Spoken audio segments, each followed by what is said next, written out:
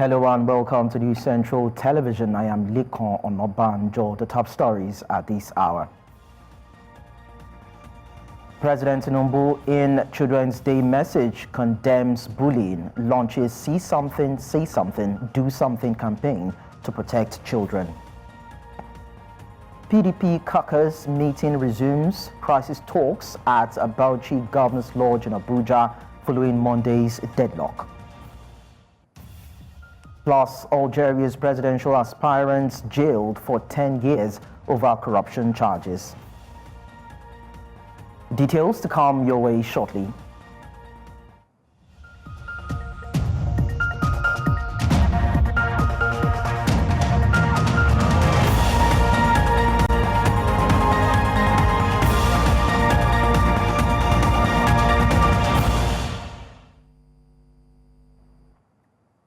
As the world marks Children's Day today, President Bola Tinubu has condemned child bullying and is promising to create a better and more secure environment for children in the country.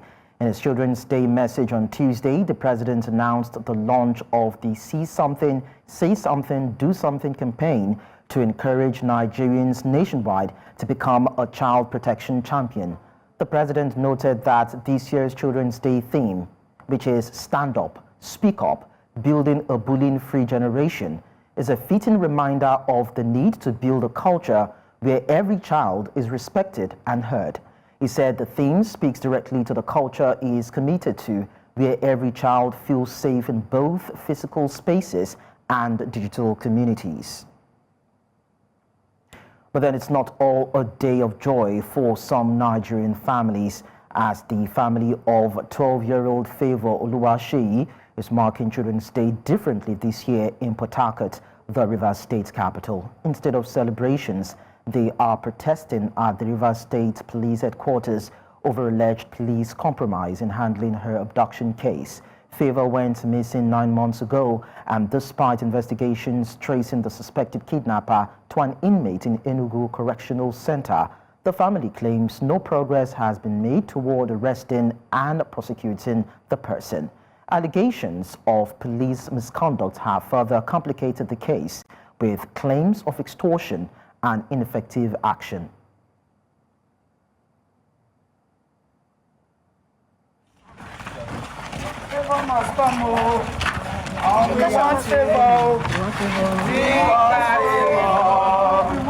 All we are saying, bring back favor. All we are saying. News Central's Biola Festus joins us live from Port Harcourt for some updates on Favour Oluwaseyi's story. Biola, good afternoon to you. What's the latest on the ordeal Favour's family has had to bear? Good afternoon, Lakon. We've been following this story. It's such a sad experience for the family of Favour Oluwaseyi. Now it's Children's Day, and the father called us some days ago that instead of celebrating the Children's Day, they will be staging a peaceful walk to the state police state command to register their displeasure on how the police have been handling the disappearance of their missing daughter. Now, from our previous reports, we had it on there that the suspect has been traced to the Enugu, which means an inmate, according to Favour's father, is probably behind this kidnapping spree in Port Harcourt, if you like to say. Also, the civil society organizations have waded in to say the way the police are handling this is not satisfactory. We are not okay with it. We need accountability from the police. It is on this premise that they took their peaceful protest to the police headquarters. Now, the school of Favour, the school where she attended while she was still with her parents, also are not celebrating the Children's Day today. They joined her family in staging that peaceful walk to the police headquarters. So has there been any response from the Rivers State Police Command over this abduction case? The Rivers State Police Command in recent times have not really been active on it, from what the father told us. But today, the CP actually gave the family audience when they protested to the police headquarters. The father had a closed-door meeting with the police, with the state police commissioner. And when he came out and asked him what transpired there, he said the commissioner has assured them that their daughter will be found, that they've deployed a special unit to go in search of their daughter. He also said that because of our widespread coverage on the issue, that he had probably come under fire to do something on this. So he promised them that something would be done, and urgently. Of police misconduct and extortion. Take that again later. Yes, I just wanted to confirm from you the allegations, according to your reports, around police misconduct and extortion from the parents over this matter. The father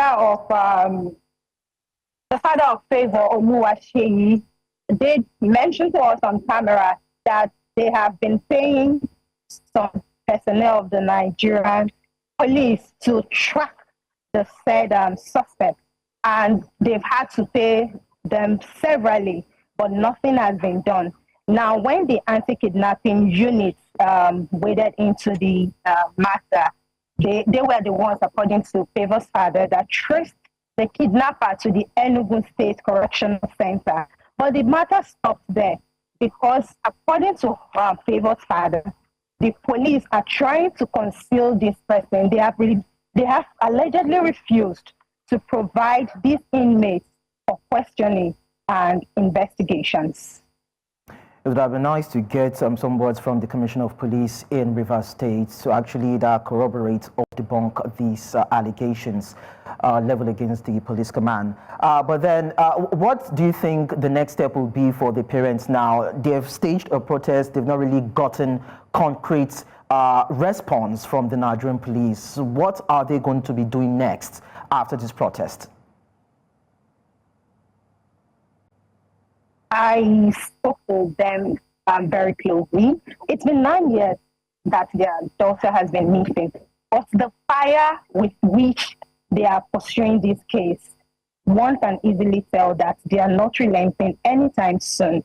And they told me categorically that they are not backing down, that they are not going to let anything deter them from pursuing this case. They told me that it's beyond their child. It has now become a menace in the Nigerian society that people go missing. But the striking thing about Favor Oluwaseyi's case is that there are pointers, there are indications, there are people that they feel are culprits. But according to the family, the police are not doing enough. That's why they've been crying out, using the media for their voices to be heard. I think this is a case that the Inspector General of Police should take up. I mean, the President has come out to say that we need to build safe spaces for our children, and this matter cannot die until we get justice for this family, the family of Oluwaseyi. Thank you so much, Biola Festus, for bringing this to our notice. We'll come up with you to get more details later on. Of course, we're still going to talk more about the President's speech around the Children's Day celebration and what the theme stands for, which is about allowing children to speak up and to say something and to ensure that they are safe. We'll talk more about that during the course of the news, but then let's talk security. Now, troops of Operation Hardin Kai have repelled a coordinated attack by Boko Haram Islamic State West Africa Province terrorists on the New Mate area in Borno State. The attack began at about 1:35 a.m. on Tuesday with personnel of the Army and Air Force engaging the insurgents in a duel. According to the Nigerian Army, the attack resulted in the death of several assailants, with 2 soldiers also killed. Zagazola Makama, a counterinsurgency publication focused on the Lake Chad region, reported that an unconfirmed number of insurgents targeted the location of the 50 Task Force Battalion in New Mate. The NAF reportedly provided crucial aerial reconnaissance and offensive support, significantly contributing to the neutralization of a large number of fleeing insurgents. In the meantime, the Chief of Army Staff, Lieutenant General Olufemi Oluyede, has called on the regiment sergeant majors to be disciplined and professional in tackling the rising security challenges in the country. Oluyede, represented by the Commander for Special Forces, Doma, Nasarawa State, Major General Hilary Nzan, made the call on Monday at the opening of the first RSM's Convention for 2025 in Jos, the Plateau State capital. Earlier, the Chief of Administration, Nigerian Army, Major General Lawrence Fejoku, said that the participants were drawn from all army formations and units across the nation. As we navigate the evolving security landscape, competent leadership at all levels has become even more critical to sustaining our operational successes. This convention, therefore, is designed to deepen the leadership competencies, foster cross-learning, and renew our commitment to the regimental values. This convention brings together past and present RSMs, providing a unique opportunity for us to share experiences, draw lessons, and enhance our unit documentation. The convention is more than a meeting. It is a call to action. The evolving nature of threats demands that we remain adaptive, innovative, and forward-thinking. An RSM is a very key component to a bridge. If you don't do the job of a bridge well, the system will suffer for it. And that's why as an RSM, your experience goes a long way.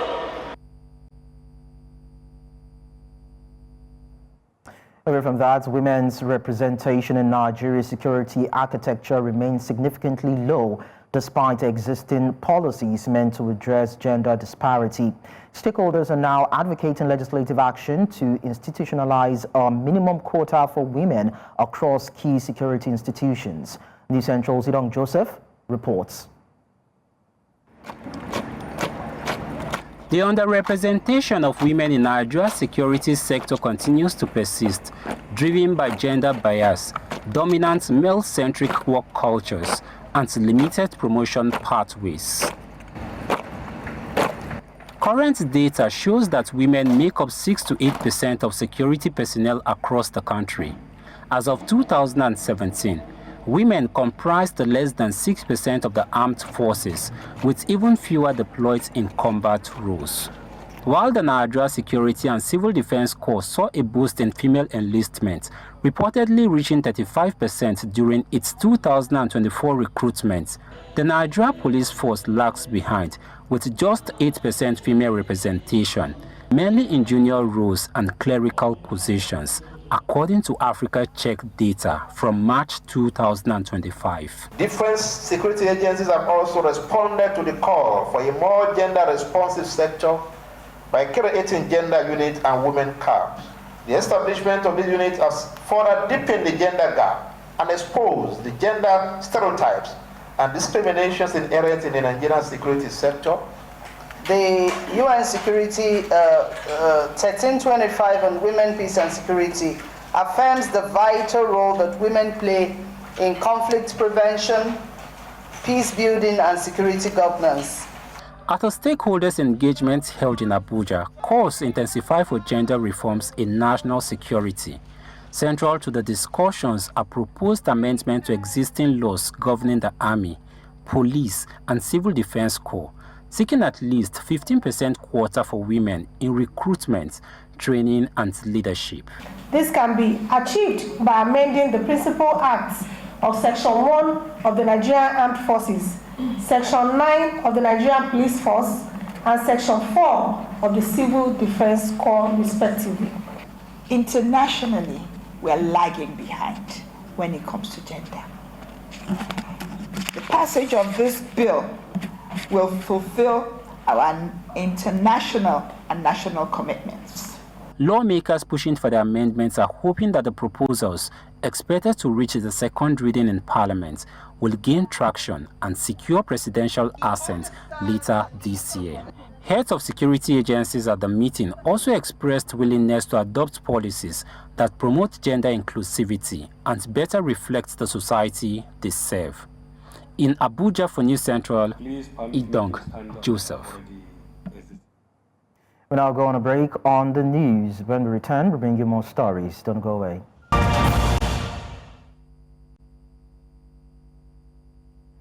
Many thanks for being there. Now we circle back to the president's speech on the president's message to Nigerian children, where he said he wants a society that is safe for the children. And to discuss this, I'm joined by Fumilayo Ojo, a children's events specialist. Thank you so much for coming around. Thank you for having me. And we also have Dr. Ila Ezia Dilieje, who is a teams coach. I hope I got the surname correctly. Thank you so much, madam, for joining us to discuss this. Thank you for having me. You're welcome. So I'm going to start with Olufumi. Now, or Fumilayo rather. Now, the president has come out to say that he wants a bullying-free society and a society that is safe for children. Is it something that can be achieved? Wow, that can be achieved, but a lot needs to be done. And that is not just going to start from the society, but from the home. Because in the society of today, there's a lot of things going on, a lot of bullying and all, but where does it start from? It involves everybody, the parents, the society, the government, the teachers have a whole lot to do. But firstly, it starts from the home. We can achieve that in the long run, but of course it will take a while because a lot needs to be put in place. We need to start from the home, like I stated earlier, because a lot comes out from there. We also need to take the learning environment serious. Growing up, I know they used to do ethics in primary school and all, and that stops there. I think it's a course that needs to be introduced, not just in primary, but in secondary, and if possible, in tertiary institutions right now, because we need to do like a follow-up, we need to continue. It's a conversation that needs to continue. It's something that the society needs to be educated about. We're still going to talk more about bullying, but then let me take Dr. Ella on this. Now, the president said there's a need for children to see something and say something, and for people to also do something. Is that enough in a society whereby we've not even seen scenarios or opportunities whereby children are being heard?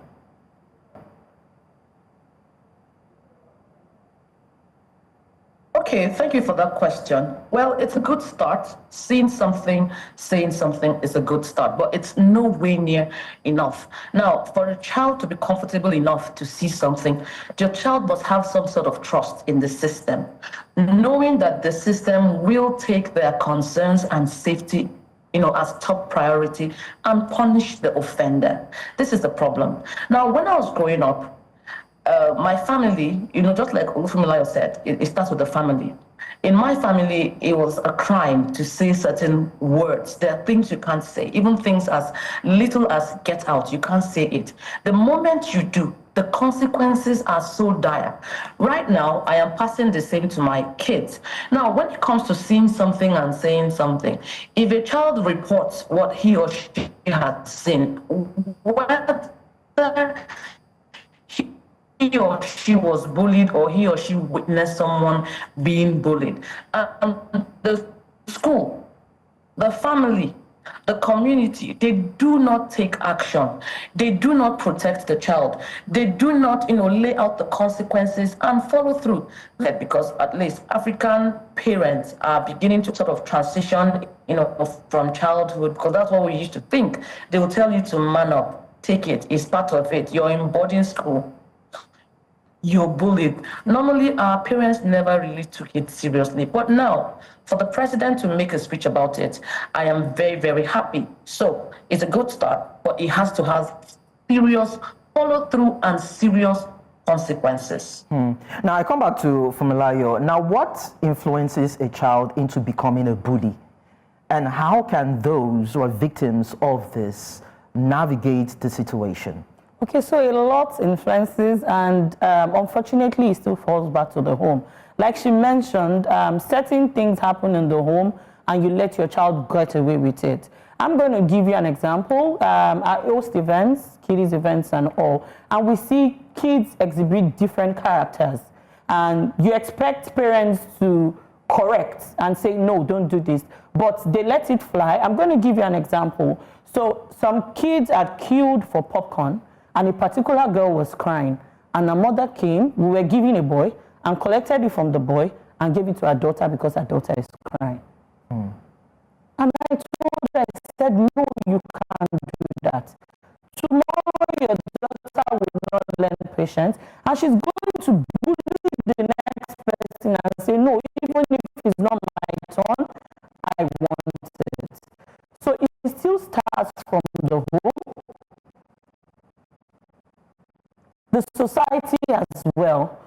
When you see things go wrong, gone are those days where when we were growing up, if I should do something, I know even before my mom comes, the neighbor is going to beat me. I can't do that, but that is no longer existing. Yes, we can't have that because times have changed, but we need to start from the home. We need to correct our children when things are wrong. And I am still of the very strong opinion that the schools, not just the primary where we shouldn't use certain words, teachers shouldn't use certain words, uncles and aunties shouldn't use certain words. Because when you start using those words, or when you start doing those things, and kids see, oh, they're getting away with it, then it becomes a norm. And even couples need to watch the way they speak to themselves, certain things they say. Fathers shouldn't bully their wives in front of their kids. So it's a whole lot the society has to do, but it should start from the home and the school, because those are the primary thing a child will see before even going to the society at large. And also social media. I don't know how we want to do that, but that is also a key factor. Okay. Now, Dr. Ezia Dileji, now looking at today's society, would you say that the real burden rests in raising the children of our dreams for sort of a country that we have? Because I don't know how we are going to raise children that will not be bullies, would love each other, when we also do not even have parents that actually love, themselves, or even adults that actually love one another.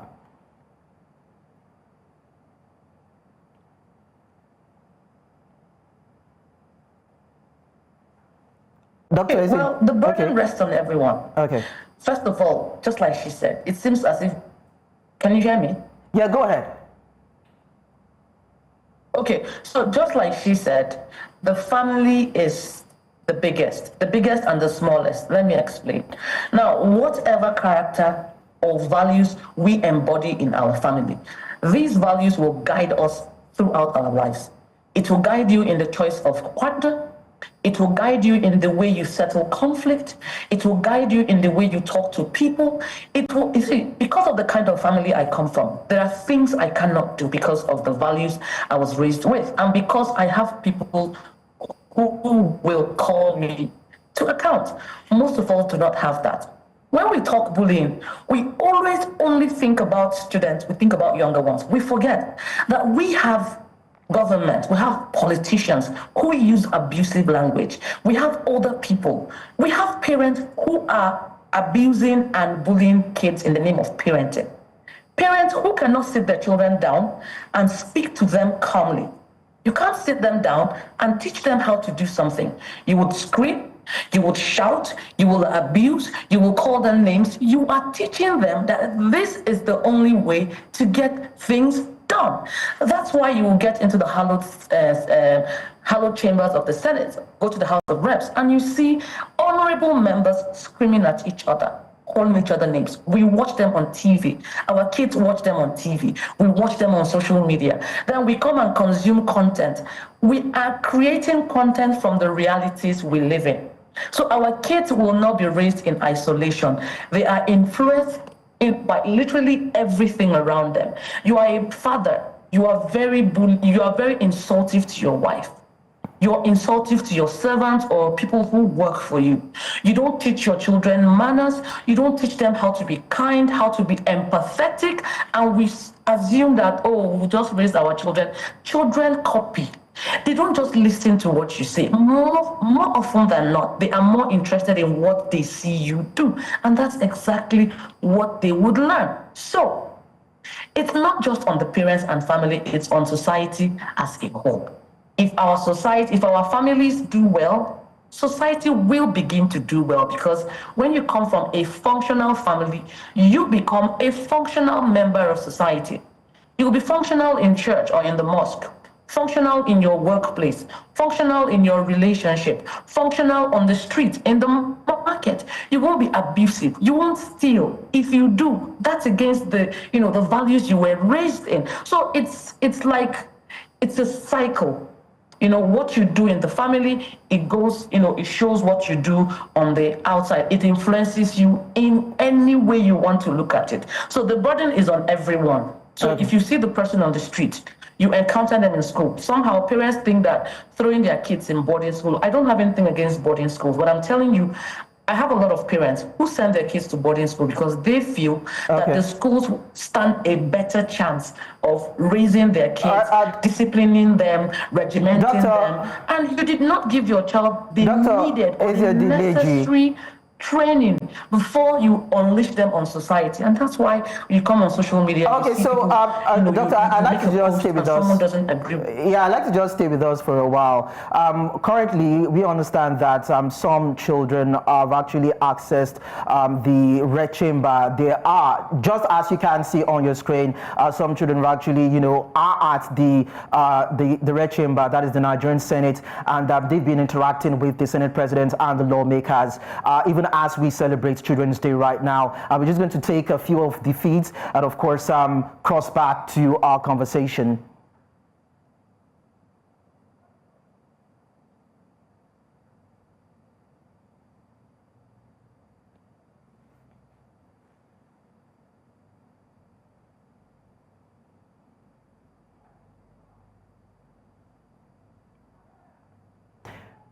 Okay, and so on your screen you can see the Senate President, Godswill Akpabio, having a handshake with some of the children right here in the Red Chamber. And of course, there are sorts of interaction between the lawmakers and these children. And it's all about celebrating the children and letting them know that they are focal to the growth of the country, and everyone is hoping that they would have a safe environment where they can grow, thrive, aspire to be great, and of course do great things. But Funmilayo, you would agree with me that it goes beyond handshake and talks and rhetoric. You would agree with me. But then if you were to look at what the leaders should do for children, most especially in Nigeria, what are those things you think would be critical for Nigerian children's growth? Okay, so number one, like she said, what are they portraying to these children? This is a wake-up call to them.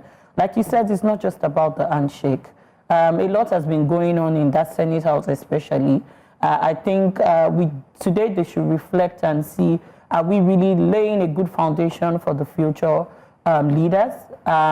Also, I believe they should look into the education sector and do more institutions, more technical colleges, more art and crafts, more growth for the children. It's not just about the handshake, because it goes beyond that. So they need to do more in terms of portraying, giving a good picture to the kids. They should reflect on that today especially.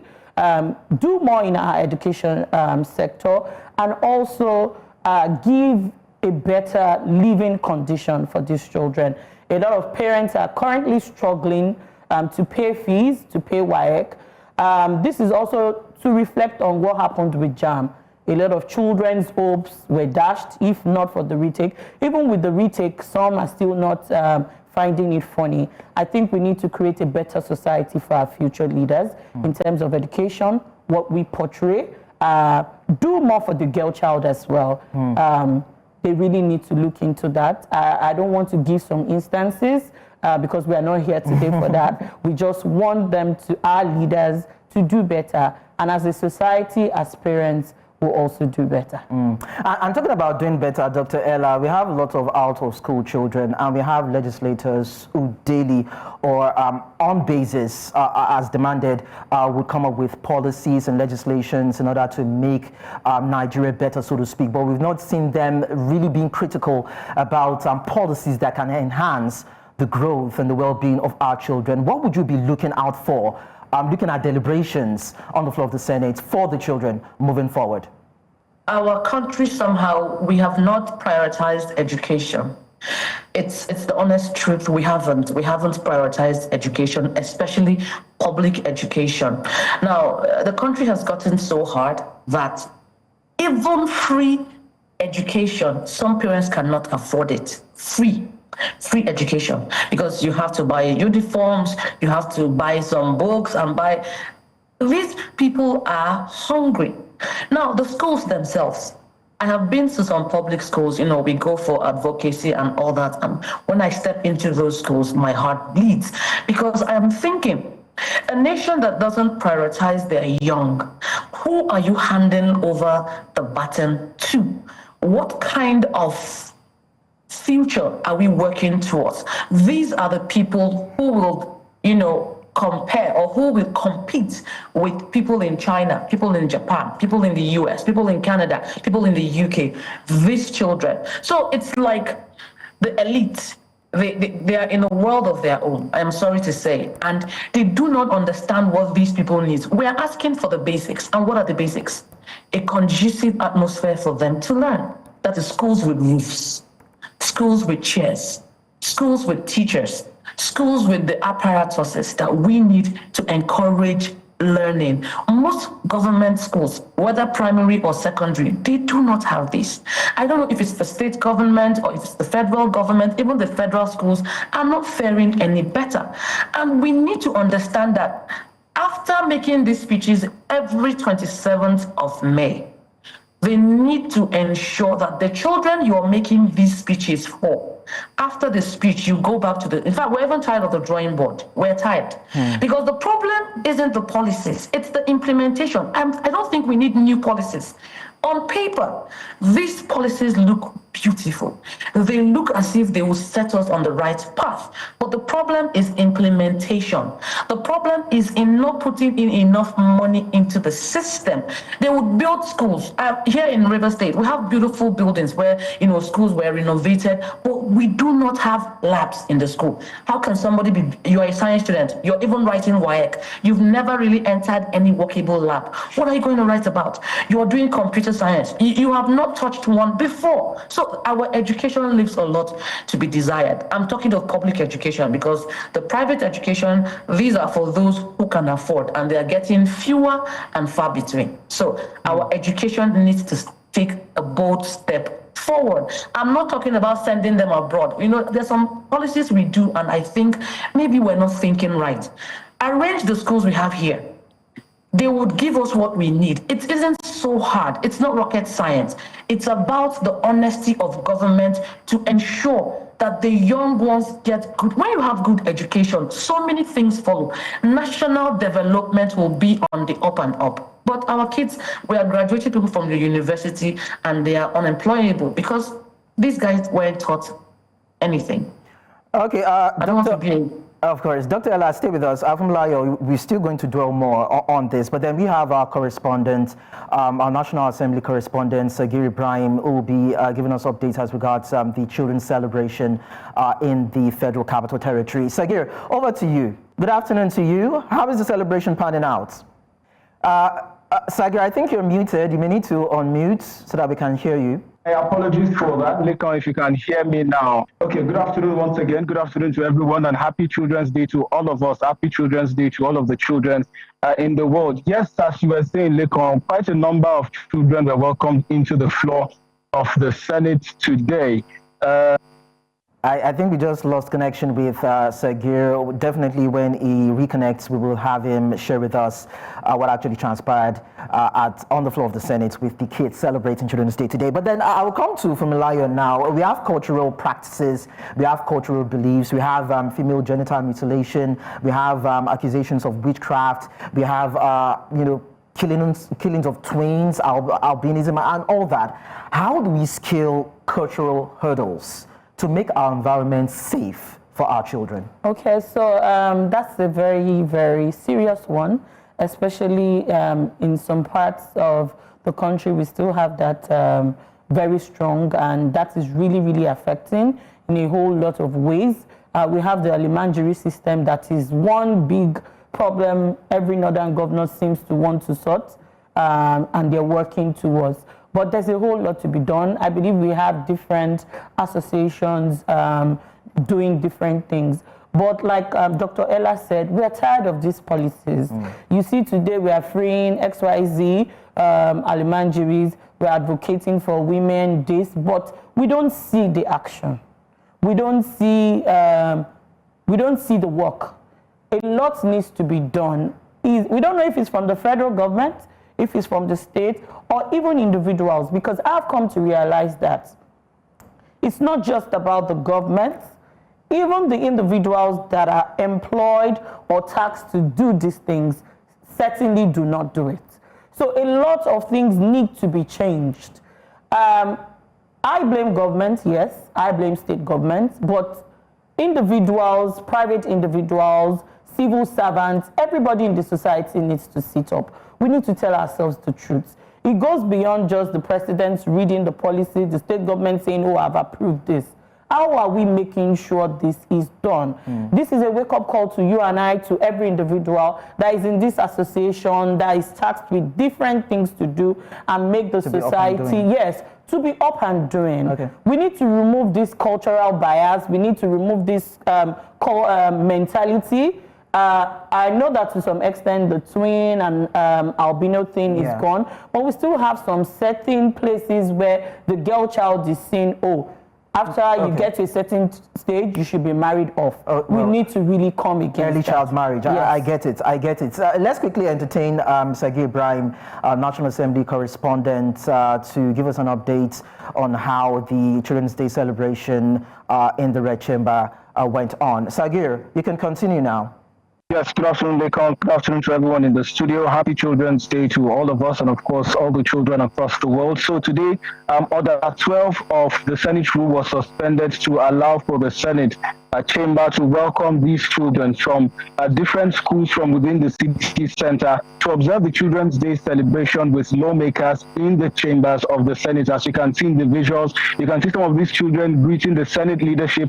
As the case is, of course, today serves as yet another platform for Nigerians, well-meaning individuals, and of course even these children to champion the cause that affects them directly. It's about the access to quality education, it's about the access to better living conditions, and of course it's about the access to bettering the lives of these children. So the Senate President, of course, we express the commitment of not just the National Assembly and the National Assembly leadership, but also that of the government, pledging that they will continue to do what is necessary to ensure that the rights of these children are protected. Of course, you know, in the National Assembly, they passed a law, the Child Rights Act, of course, which they've been calling for amendments for the longest of time. They made pledges to ensure that this is amended to ensure that these children, get the right kind of upbringing that they do need to mold them into the kinds of adults that Nigeria requires, to champion the cause of a better tomorrow, not just for these children, but of course for all of us. So you can see in the pictures and in the videos, the President of the Senate, exchanging pleasantries with these children, spread across different schools, including the schools for the gifted, as you can see. And of course, they also pledged to reach out to these children in these different schools and of course provide relief materials to them as they champion the cause going forward. We understand that beyond talks and recommendations, there's need for decisive and intentional implementation of all these discussions and policies. Sergei Ibrahim, thank you so much for sharing the updates with us. And I also want to say a big thank you to Dr. Ella and of course Funmilayo Joe. Thank you so much for coming around to talk as we celebrate our children. Happy Children's Day to you. Let's go on a very short break on the news. When we return, we bring you stories around Africa. Do stay with us. In northern Nigeria, Algeria to be precise, a court has sentenced 3 former presidential hopefuls including businesswoman Saida Nigza and ex-minister Belkacem Sali, to 10 years in prison for corruption. The trio, along with nearly 70 others, were found guilty of attempting to buy support for the failed 2024 election bids. Many of the accused were local council members who allegedly sold their signatures in exchange for cash.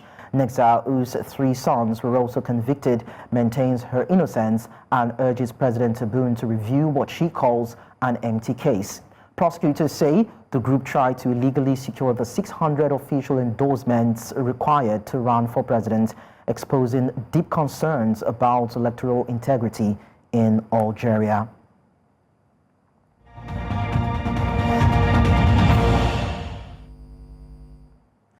In international headlines, a Russian Foreign Minister Sergei Lavrov says Moscow is open to resuming direct talks, peace talks with Ukraine, and is suggesting Istanbul as the host city. Lavrov praised the Turkish city as a very good location following a meeting with his Turkish counterpart Hakan Fidan on Tuesday. Lavrov also took aim at European leaders, criticizing what he called their snobbishness and incompetence.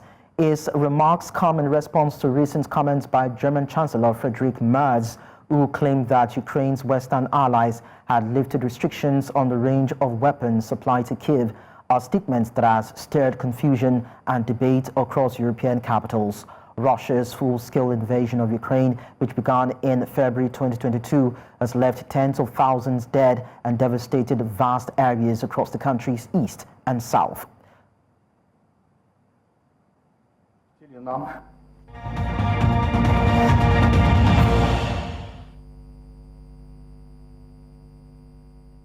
Talking sports now, Super Eagles head coach Eric Schell has justified the inclusion of 10 Nigeria Premier Football League players, including Kano Pillars captain Ahmed Musa, in his 26-man squad for the Unity Cup and a friendly against Russia in the UK. The four-nation Unity Cup, featuring Nigeria, Ghana, Jamaica and Trinidad and Tobago, runs from May 27 to 31 at the G-Tech Community Stadium in London.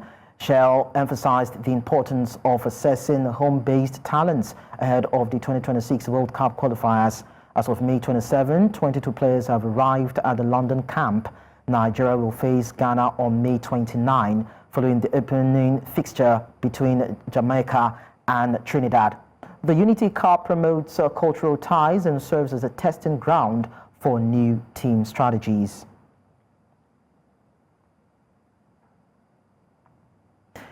In the Premier League, we'd also tell you that Manchester United are nearing the signing of Matheus Cunha from Wolves in a deal worth £62.5 million. The transfer is expected to be completed in 3 installments over 2 years, with the first payment of £20.8 million due immediately and the final one set for the summer of 2027. Although Wolves have not yet received a formal bid, it is anticipated shortly, as United plan to activate the Brazilian forward's release clause, bypassing extended negotiations. Personal terms between the player and United are close to finalization, and Cunha, who joined Wolves from Atletico Madrid in January 2023, has scored 33 goals in 92 appearances. His likely final outing for Wolves came in the recent 1-1 draw with Brentford.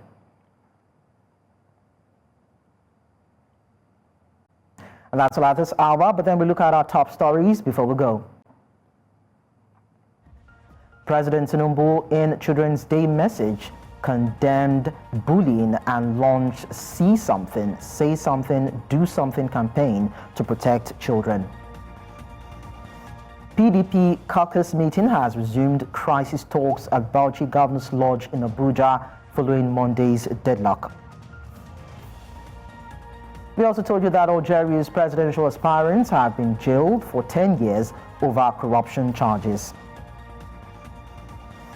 Well, don't forget to send your eyewitness report to the WhatsApp number and email on your screen. And you can also watch us, follow us on social media. We are at News Central TV, while you can also watch us on DSTV channel 422, GoTV channel 23, StarTimes channel 274, Alvo TV, and YouTube. Many thanks for watching. I am Likon Onobanjo.